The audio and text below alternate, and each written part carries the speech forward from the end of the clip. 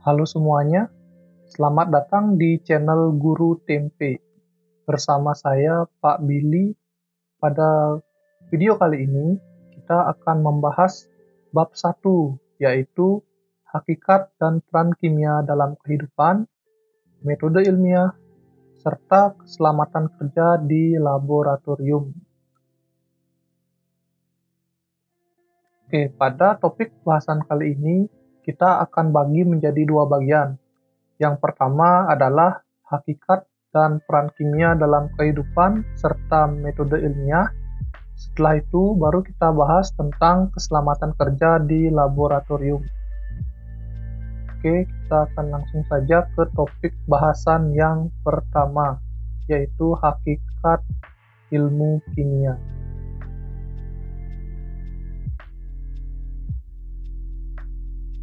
Hakikat ilmu kimia.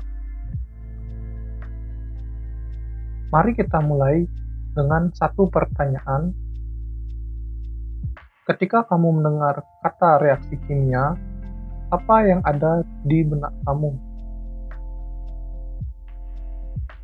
Bagi kebanyakan orang, ketika mereka mendengar kata reaksi kimia, bahan kimia, dan kimia, pikiran mereka akan merujuk kepada sesuatu yang berbahaya,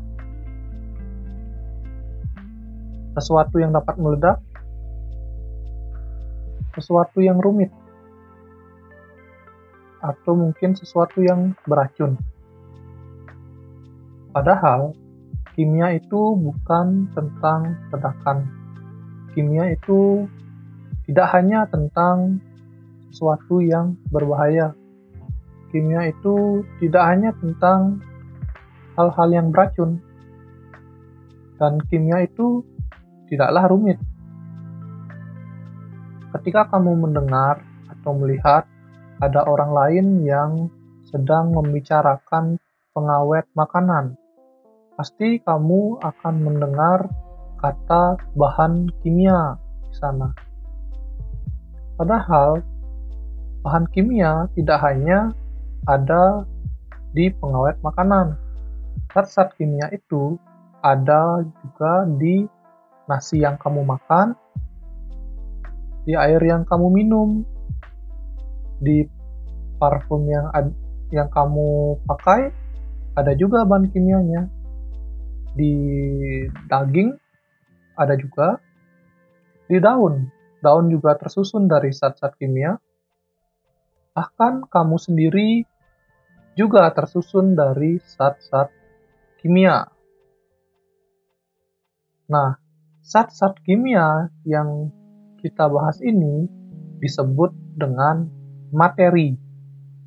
Kalau kamu masih ingat ketika SMP, kamu pasti pernah mendengar kata atom, ion, molekul, lalu ada senyawa, unsur, campuran, ya, semua itu kita sebut sebagai materi dalam konteks ini. Jadi, ilmu kimia adalah ilmu yang mempelajari tentang materi, baik itu susunannya, strukturnya, sifatnya, maupun perubahan dari materi tersebut. Tanpa kamu sadari, ilmu kimia berperan penting dalam kehidupan. Seberapa penting ilmu kimia dalam kehidupan? Mari kita bahas. Ilmu kimia sangatlah luas, sehingga ilmu kimia memiliki beberapa cabang atau yang kita sebut dengan subbidang atau bidang khusus. Nah, ini salah satunya adalah kimia organik. Kimia organik ini adalah ilmu yang mempelajari tentang senyawa-senyawa organik seperti alkohol, karbohidrat, dan bensin. Selain itu ada kimia anorganik. Kimia anorganik membahas tentang senyawa logam, bahan material, batu-batuan, juga garam. Setelah itu ada kimia analitik. Kimia analitik ini sangat erat sekali fungsinya terhadap metode analisis kandungan dari suatu benda. Jadi ada dua metode, ada metode kualitatif dan juga metode kuantitatif. Lalu ada biokimia. Biokimia ini khusus dia ilmu kimia yang berkaitan dengan biologi atau reaksi-reaksi kimia dalam tubuh makhluk hidup, tubuh manusia, hewan, dan tumbuhan. Lalu ada kimia lingkungan, ilmu kimia yang khusus membahas tentang penanganan limbah, pencemaran sampah, lalu ada penyaringan air. Ada kimia farmasi, yaitu tentang pembuatan obat, bagaimana cara membuat obat, lalu bahan-bahannya di alam diambil dari mana. Ya, ini yang disebut dengan kimia farmasi. Jadi ilmu kimia yang khusus mengkaji tentang obat. Ada kimia fisika. Kimia fisika ini khusus membahas tentang energi-energi yang ada pada setiap reaksi kimia. Ada juga kimia pangan, mengkaji kandungan pada makanan dan minuman. Dan itu juga ada yang disebut dengan kimia inti. Jadi kimia inti ini mengkaji pemanfaatan zat-zat yang radioaktif atau yang kita sering dengar adalah nuklir. Nah, bahan-bahan di reaksi nuklir ini dapat dimanfaatkan sebagai pembangkit listrik, bisa juga dimanfaatkan di bidang kedokteran, pertanian, dan bidang-bidang lainnya.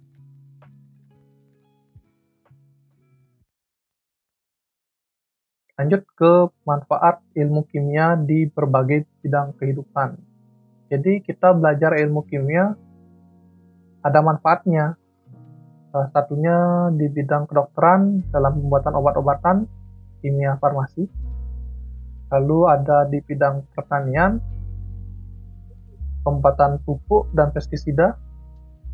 Di bidang geologi, penentuan kandungan yang ada di dalam bebatuan dan benda-benda alam lainnya. Di bidang teknik sipil, mempelajari kelebihan dan kekurangan suatu material bangunan. Jadi kalau misalnya kita mau bikin rumah, bikin dinding, kira-kira material yang kuat untuk membuat dinding apa ya? Nah, itu pakai ilmu kimia.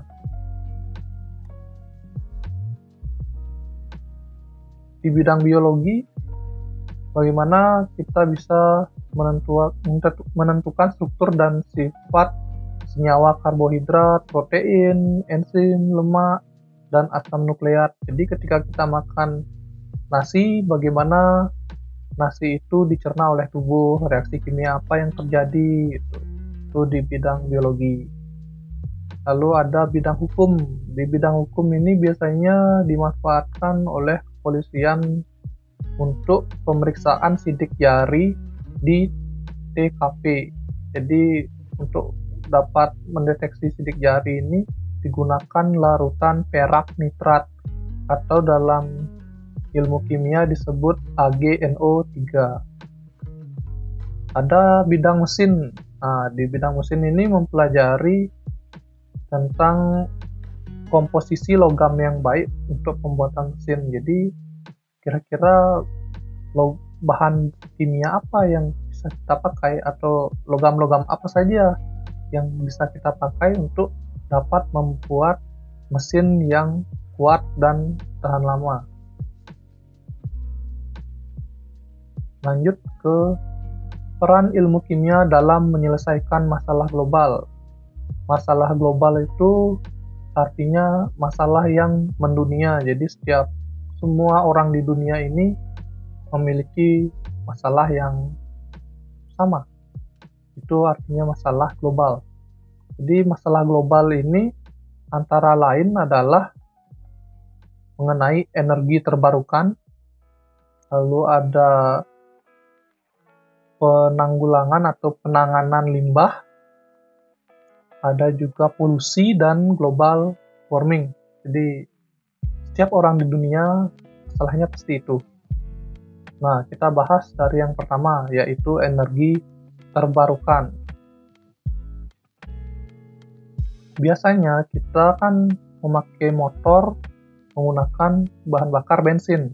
Nah, seperti yang sudah kalian pelajari di SMP, bahan bakar bensin itu bersumber dari minyak mentah yang kita suling dari perut bumi. Itu merupakan sumber energi yang tidak dapat kita perbaharui. Nah, dengan ilmu kimia, kita dapat menyelesaikan hal tersebut dengan cara mencari alternatif bahan-bahan yang dapat dijadikan sumber energi tetapi dapat diperbarui. Contohnya apa? Biodiesel. Biodiesel ini mirip bensin, jadi fungsinya bahan bakar juga, tetapi berasal dari tumbuh-tumbuhan. Nah, karena tumbuhan itu dapat ditanam, dapat berkembang biak, jadi dengan kata lain, biodiesel ini merupakan sumber energi terbarukan atau sumber energi yang dapat diperbarui. Nah, isu terakhir yang kita dengar adalah Bapak Presiden kita, Pak Jokowi, itu sedang gencar-gencarnya mengolah minyak kelapa sawit menjadi B90. Ya, B90, B80, B100 itu adalah bahan bakar hasil olahan minyak kelapa sawit. Ya, itu juga. Lalu ada permasalahan yang kedua adalah penanganan limbah. Nah, limbah ini kan tidak hanya limbah plastik, ada limbah kotoran hewan, contohnya dalam pembuatan biogas. Jadi kotoran hewan yang seharusnya tidak bermanfaat atau tidak digunakan itu dapat dimanfaatkan sebagai sumber energi atau yang kita sebut dengan biogas.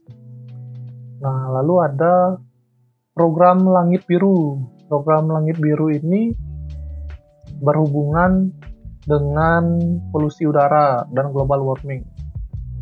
Jadi bagaimana kita bisa mengurangi polusi di udara. Nah, untuk motor, mobil, kendaraan bermotor itu menggunakan knalpot dengan katalis converter. Dan untuk cerobong asap pabrik itu juga ada filternya untuk mengurangi polusi udara. Ya, itulah peran ilmu kimia dalam menyelesaikan masalah global. Ketika kamu mahir di salah satu bidang kimia, kamu dapat meniti karir di bidang kimia. Contoh, sebagai tenaga pendidik di bidang kimia yang sering kamu sebut sebagai guru kimia seperti saya. Lalu kamu juga bisa menjadi peneliti di laboratorium dan pusat pengembangan milik pemerintah. Kamu juga bisa ada di bidang produksi di industri petrokimia atau penggilingan minyak. Selain itu, kamu bisa juga meniti karir di bidang pengendali mutu dalam industri kimia. Contoh, kamu ingin buat pabrik sabun misalnya. Nah, untuk membuat sabun, kamu perlu pemahaman di ilmu kimia. Jadi, bahan-bahan apa saja yang dapat kita gunakan untuk membuat sabun mandi misalnya, atau sabun pencuci piring, atau sabun wajah. Jadi, kamu harus juga menguasai atau memahami ilmu kimia untuk dapat membuat sabun.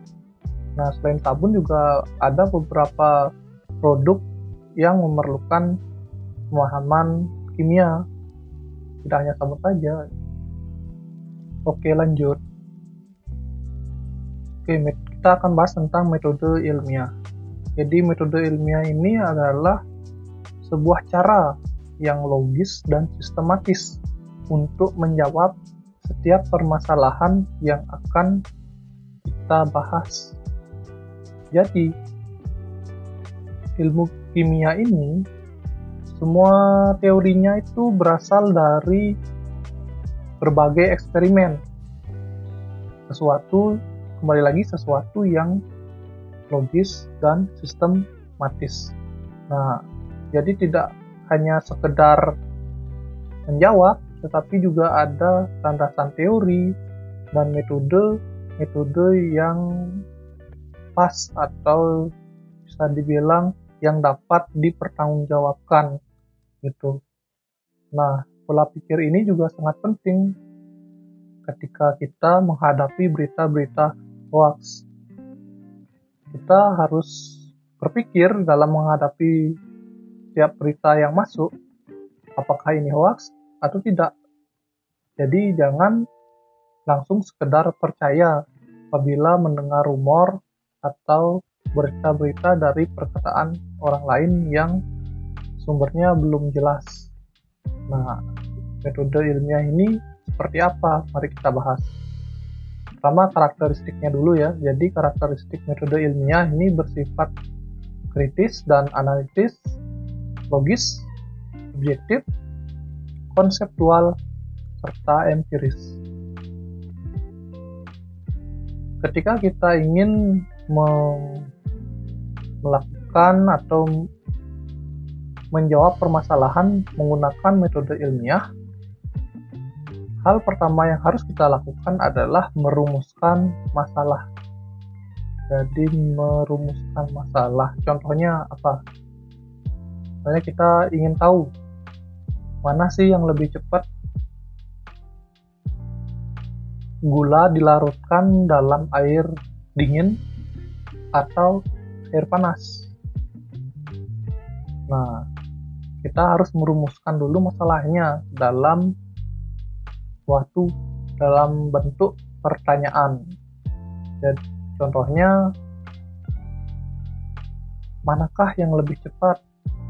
Gula dilarutkan dalam air dingin atau dilarutkan dalam air panas? Nah, itu kan suatu pertanyaan yang harus kita jawab. Nah, bagaimana kita bisa menjawab pertanyaan tersebut? Pertama-tama, kita harus menyusun kerangka teori. Apa sih maksudnya menyusun kerangka teori? Jadi kita harus rajin baca buku, membaca terkait dengan peristiwa pelarutan gula. Nah, jadi tidak hanya satu buku, bisa 2, bisa 3, atau kamu bisa menonton di televisi, mendengarkan di radio, nonton di YouTube misalnya. Jadi kamu istilahnya mengumpulkan teori-teori yang ada, lalu kamu susun sehingga terbentuk kerangka teori. Setelah kamu mengumpulkan teori yang terkait dengan peristiwa pelarutan gula, contoh ya ini, pelarutan gula, kamu sudah dapat merumuskan hipotesis. Apa yang dimaksud hipotesis? Hipotesis ini artinya asumsi di awal. Jadi setelah kamu membaca cukup buku, membaca atau mengumpulkan teori, kamu juga bisa mengasumsikan bagaimana cara menghadapi masalah yang kamu hadapi. Dalam peristiwa ini kan pelarutan gula. Nah, kira-kira yang mana ya yang lebih cepat secara teori? Yang lebih cepat misalnya, oh ternyata setelah saya baca buku, yang lebih cepat itu kalau dilarutkan dalam air panas. Nah, itu yang namanya hipotesis. Jadi asumsi awal berdasarkan teori yang sudah kamu baca. Setelah kamu merumuskan hipotesis, kamu melakukan penelitian atau eksperimen. Jadi sekarang kamu buktikan bahwa asumsi yang kamu punya itu benar atau salah.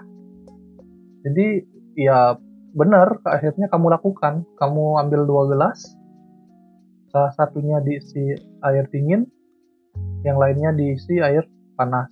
Lalu kamu masukkan gula, kamu aduk, kamu ukur waktunya ketika kamu aduk, lalu kamu lihat mana yang lebih cepat melarut. Apakah di gelas dengan air dingin atau di gelas dengan air panas. Oh, seperti itu penelitiannya. Setelah kamu meneliti, kamu pasti dapat data. Dalam hal ini, data yang kamu peroleh itu adalah data waktu. Jadi, kalau di air dingin kira-kira membutuhkan waktu berapa detik untuk melarutkan gula. Lalu untuk yang di air panas, di gelas yang berisi air panas, berapa detik untuk melarutkan gula. Nah, kamu punya data. Setelah kamu mempunyai data hasil eksperimen, kamu olah dan analisis data tersebut. Baru kamu dapat menarik kesimpulan.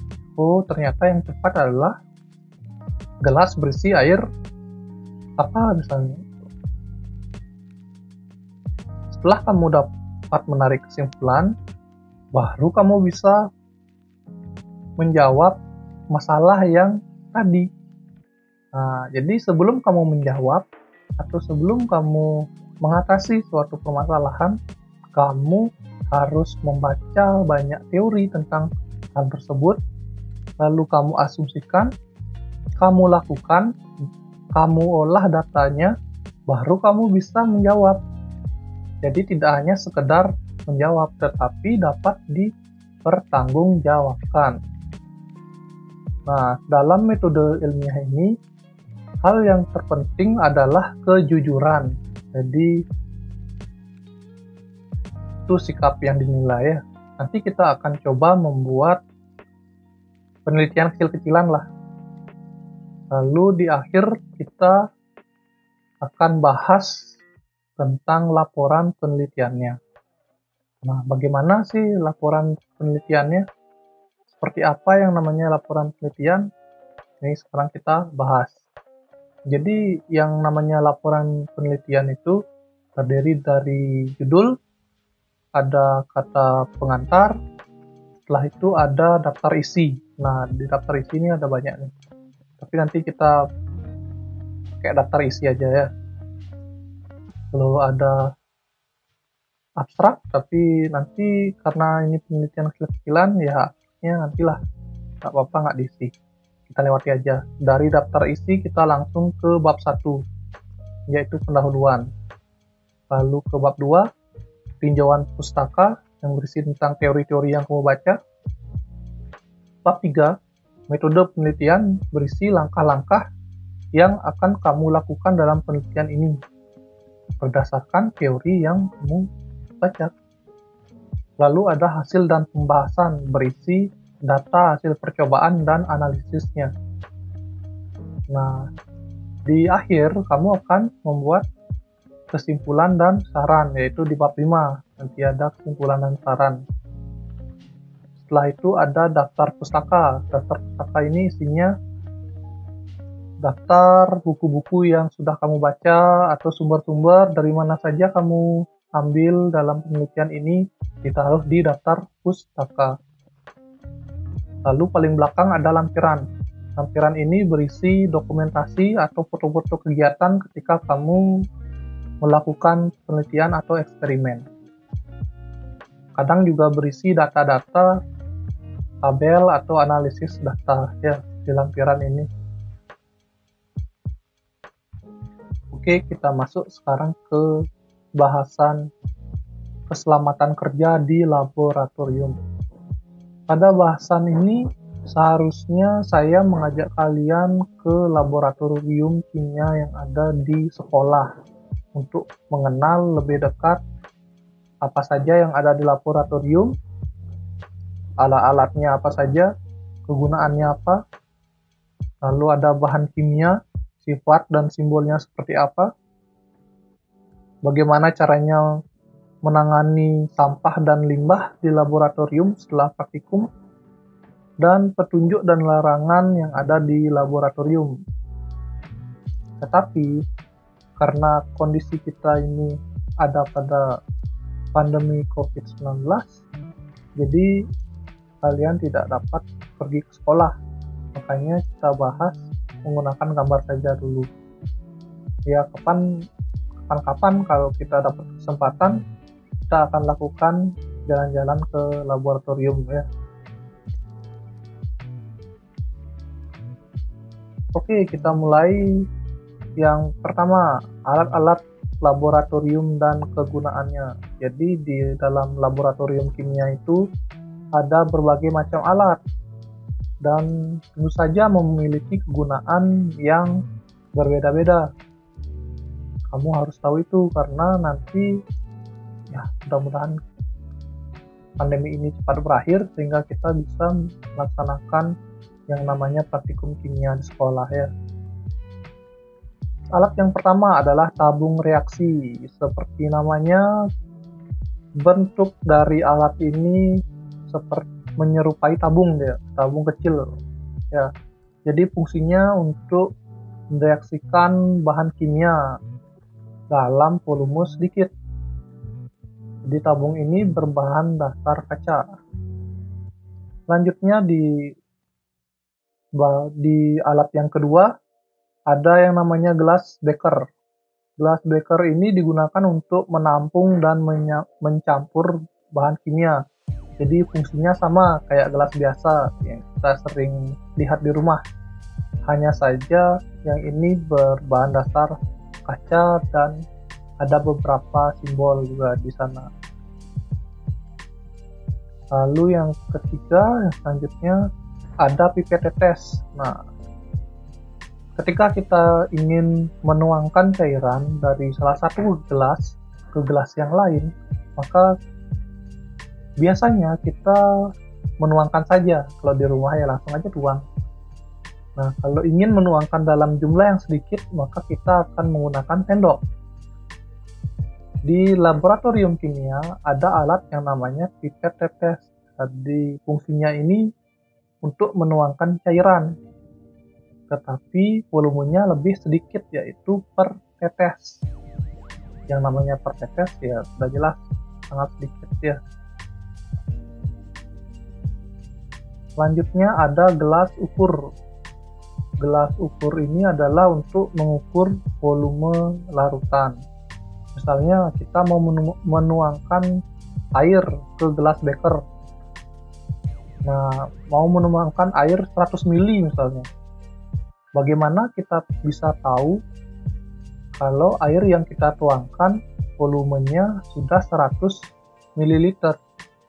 Tentu saja kan harus diukur. Jadi airnya dituangkan dulu ke gelas ukur. Nanti di gelas ukur ini ada beberapa ukuran. Tuh, kamu tuangkan dulu airnya, kamu lihat sudah 100 ml. Kalau sudah 100 ml baru nanti air yang ada di gelas ukur kamu tuangkan ke gelas beker. Nah, gitu caranya. Selanjutnya ada yang namanya labu ukur. Nah, ini fungsinya untuk membuat larutan dengan konsentrasi tertentu. Gelas ukur ini memiliki ukuran yang bermacam-macam. Dari yang 25 ml, jadi bervariasi, ada 50, ada 100 ml, sampai yang 1 liter. Nah, misalnya kamu ingin membuat larutan garam, jadi kamu gunakan labu ukur, nanti dicampur di sana. Garam dengan air itu dicampur di labu ukur. Nanti ada garis batasan itu yang menandakan bahwa itu sudah sesuai dengan ukuran yang ada di gelas. Misalnya kita pakai labu ukur 100 ml. Artinya kamu membuat larutan di labu ukur itu banyak 100 ml.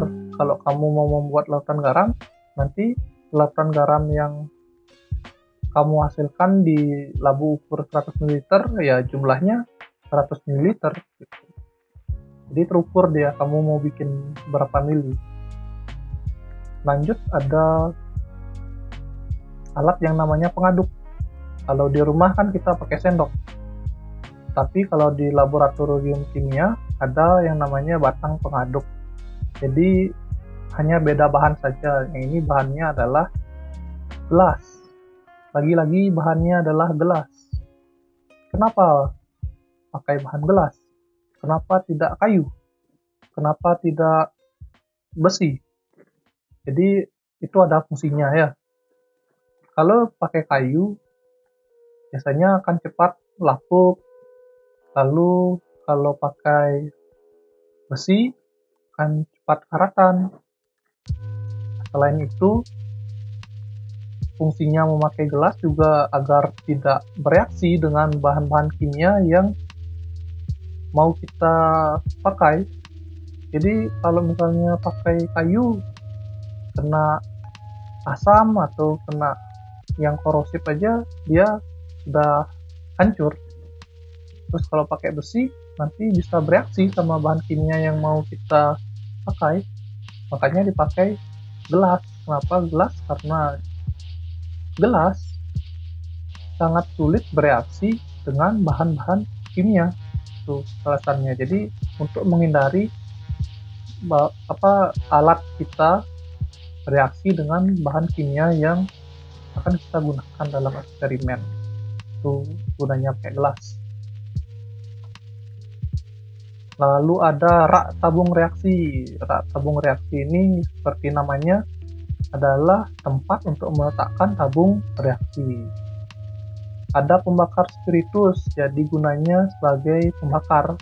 Jadi kita taruh spiritus di sana, ya ukurannya seberapa, lalu bisa kita hidupkan api dari sana sebagai sumber api nanti ya, sebagai alat pembakar.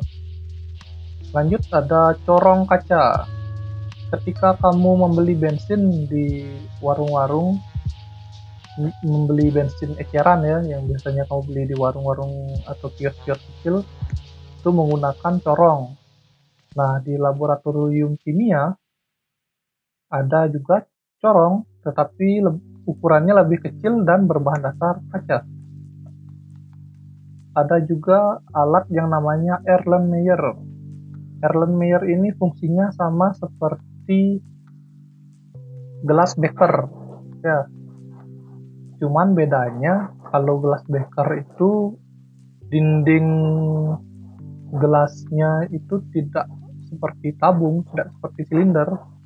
Tetapi di Erlenmeyer dinding gelasnya yang di atas itu mengerucut semakin kecil. Fungsinya apa? Fungsinya ketika kamu mereaksikan sesuatu di sana, atau ketika kamu memanaskan larutan yang ada di Erlenmeyer, apabila ada cairan yang muncrat, dia tidak akan keluar dari gelas. Kalau pakai gelas beker bisa saja keluar dari gelas, tetapi kalau Erlenmeyer sangat sulit untuk cairan itu muncrat keluar dari gelas ya, atau dari tempatnya. Nah, itu fungsinya Erlenmeyer. Lalu ada penjepit tabung. Kadang-kadang ada sesi ketika penelitian itu memanaskan tabung reaksi. Nah, mungkin kan kita pegang pakai tangan tabung reaksinya yang sedang dipanaskan, soalnya tangan kita nanti akan terasa panas. Nah, agar dapat memegang tabung reaksi tanpa harus merasakan panas, kita memerlukan penjepit tabung. Jadi penjepit tabung nanti, jadi tabungnya itu kita jepit pakai penjepit tabung, terus yang kita pegang adalah penjepit tabungnya, bukan tabung reaksi yang kita panaskan, sehingga kita tidak akan merasakan kepanasan jika melakukan percobaan. Lanjut ada mortar dan alu. Mortar dan alu ini fungsinya sama seperti cubek dan penyantokan, cuman dia berbahan keramik dan ukurannya juga lebih kecil.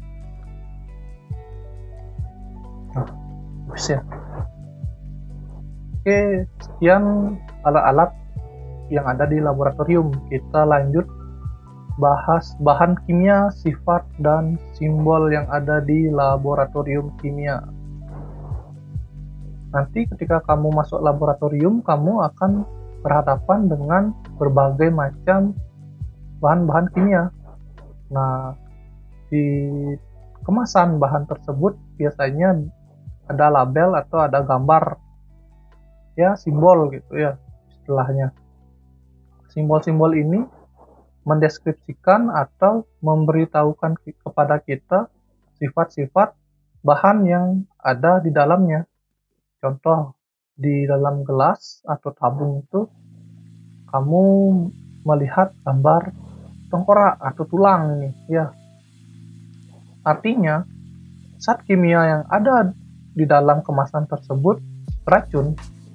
Jadi, contohnya merkuri, ada gas klorin, ada cyanida, itu adalah bahan-bahan kimia yang beracun.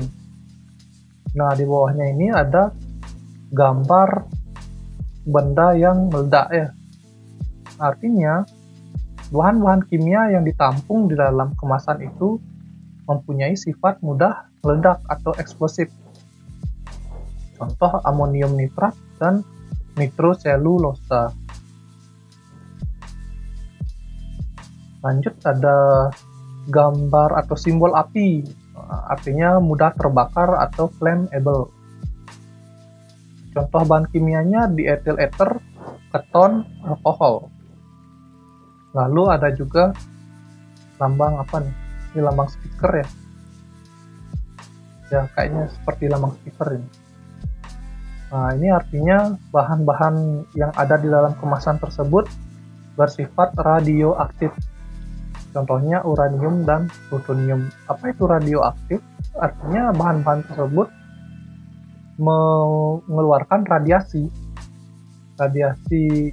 Jadi kalau misalnya kita mau menangani bahan-bahan kimia ini yang bersifat radioaktif, kamu harus memakai baju pelindung. Nah, kalau kamu berdekatan dengan bahan-bahan radioaktif tanpa menggunakan baju pelindung, maka kamu nanti akan sakit ya. Jadi terkena radiasi. Tuh. Nah, selanjutnya nih ada gambar simbol huruf O. Huruf O kebakaran. Ada gambar apinya ya. Jadi artinya pengoksidasi. Contohnya kalium dikromat, hidrogen peroksida. Ya, jadi dua nih ya. Kalium dikromat dan hidrogen peroksida. Lalu di bawahnya ada tanda X, ada simbol X berisi tulisan N. Artinya apa? Berbahaya. Jadi bahan-bahan kimia yang ada di dalam kemasan ini sangatlah berbahaya kalau masuk melalui pernapasan, kalau nggak sengaja kamu telan, atau ada kontak kulit. Contohnya kloroform. Lanjut, ini ada simbol nih, cairan kena benda, bendanya hilang. Kena jari, jarinya hilang. Nah, ini dia. Ini artinya korosif. Artinya korosif itu apa? Ketika bahan kimia ini menyentuh kayu, misalnya meja kayu, maka bahan kimia ini akan bereaksi terhadap meja kayu tersebut. Jadi hilang mejanya. Jadi bolong, apalagi terkena tangan. Kalau terkena tangan kamu bisa hilang. Tergantung pada konsentrasinya ya. Contohnya asam nitrit dan asam sulfat. Nah, ini simbol silang ini menyebabkan iritasi seperti yang tadi ya. Contohnya amonia atau belerang dioksida. Contohnya amonia dan belerang dioksida. Jadi hati-hati kalau mau menyentuh bahan kimia yang ini, harus pakai pelindung. Lalu nih yang terakhir nih ada simbol ikan mati dan pohon kering. Artinya bahan kimia yang ada di dalam kemasan ini membahayakan lingkungan. Ketika kamu mau menggunakan bahan kimia ini, jadi setelah digunakan tidak bisa kamu buang seenaknya karena membahayakan lingkungan. Jadi ada penanganan tertentu yang harus dilakukan dulu sebelum dibuang. Contohnya perak nitrat dan heksaklorida. Nah, ini petunjuk umum untuk menangani buangan sampah. Ketika kamu selesai melakukan praktikum, otomatis kan bahan-bahan ini harus dibuang ya. Bagaimana cara membuangnya? Jadi tidak bisa kamu langsung buang, kamu lempar ke halaman, begitu saja, tidak bisa. Takutnya nanti membahayakan lingkungan. Makanya harus ada penggolongannya lah. Jadi ini harus diapakan, kalau yang ini harus dinetralkan mungkin.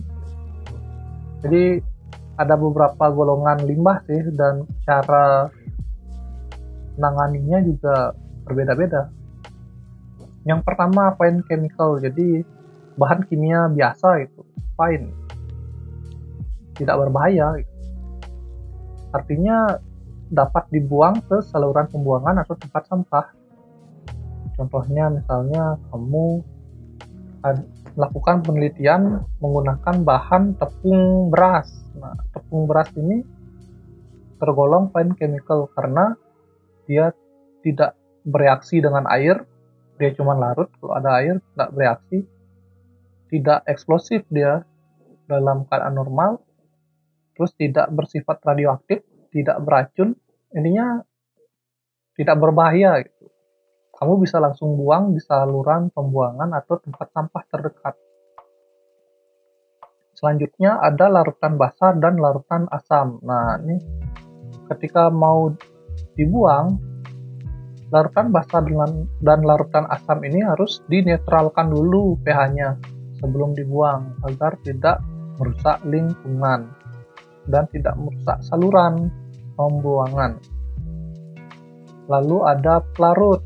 Nah, pelarut yang setelah kita gunakan itu harus ditangani terlebih dahulu sebelum dibuang.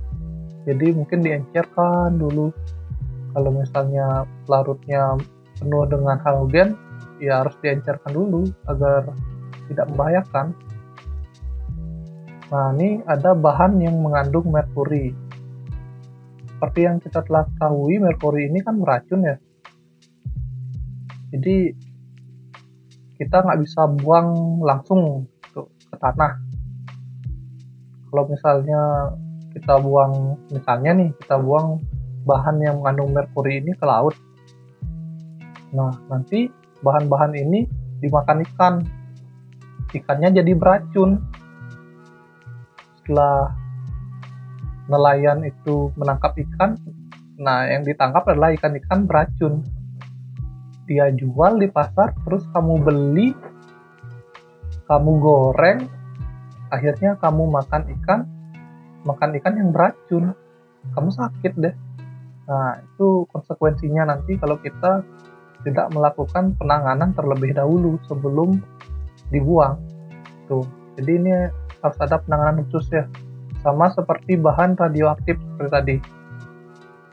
Jadi tidak bisa langsung dibuang di selokan atau dibuang di karangan rumah atau karangan sekolah. Tidak bisa. Jadi harus dilakukan penanganan khusus. Nah, ada air pembilas. Nah, ketika kamu sudah membuang beberapa limbah hasil atau bekas eksperimen atau penelitian, kan pipanya kotor ya. Misalnya kamu buang larutan basa gitu. Nah, setelah kamu buang larutan basa, pasti ada zat-zat atau larutan basa yang menempel di pipa pembuangan. Kalau itu dibiarkan, nanti lama-kelamaan akan mengendap. Nah, setiap kali kamu membuang larutan basa, dia mengendap terus-menerus, akhirnya pipa itu bisa mampet. mampet ya. Kalau mampet susah dia, jadi bermasalah gitu. Makanya setelah membuang cairan kimia di pipa pembuangan itu, kita pakai air pembilas untuk juga agar pipanya bersih ya, tidak ada larutan basah yang menempel. Jadi air pembilas ini gunanya untuk melarutkan zat kimia yang menempel di pipa pembuangan agar jadi bersih, untuk menghindari endapan-endapan kimia yang menyebabkan nanti pipa itu tersumbat atau mampet.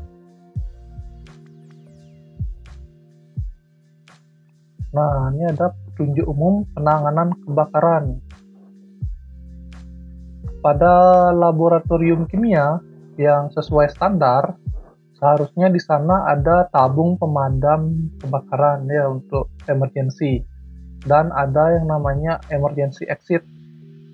Lalu ada langkah-langkah yang harus kita lakukan ketika terjadi kebakaran di laboratorium agar kita tidak panik. Jadi bagaimana caranya kita menyelamatkan diri atau melakukan penanganan ketika ada kebakaran di laboratorium, itu sudah ada aturannya gitu. Ya, kamu bisa baca di sini lah ya. Nanti pause aja videonya, lalu kamu baca. Ada juga beberapa hal yang perlu diperhatikan di laboratorium. Jadi laboratorium itu bukan tempat untuk bercanda, apalagi mengganggu teman, karena dapat membahayakan teman kamu dan juga kamu sendiri. Jadi bisa membahayakan semua orang yang ada di laboratorium. Selain karena bahannya berbahaya mungkin, atau kamu lengah sedikit, bisa berat kasusnya. Jadi ada beberapa hal yang harus kamu perhatikan. Misalnya memakai jas laboratorium misalnya untuk perlindungan, lalu memakai sepatu. Jadi gunanya untuk safety ya. Jadi safety first. Lalu ada langkah-langkah juga seperti tadi yang dilakukan ketika ada kebakaran misalnya, atau bagaimana. Nah, ini ada nih ya aturan. Kami tinggal pause. Oke. Jadi sudah selesai. Sekian bab 1 pada kesempatan kali ini. Kalau ada pertanyaan atau sesuatu yang membingungkan, kamu bisa tanyakan di Google Classroom. Apa lagi ya? Nanti saya akan kasih tugas, kamu kerjakan sebisanya. Kalau ada kesulitan, mari kita diskusikan kendalanya apa, sehingga kamu bisa tetap belajar walaupun dalam masa pandemi COVID-19. Oke, sekian dari saya. Terima kasih sudah mendengarkan sampai akhir. Bye-bye.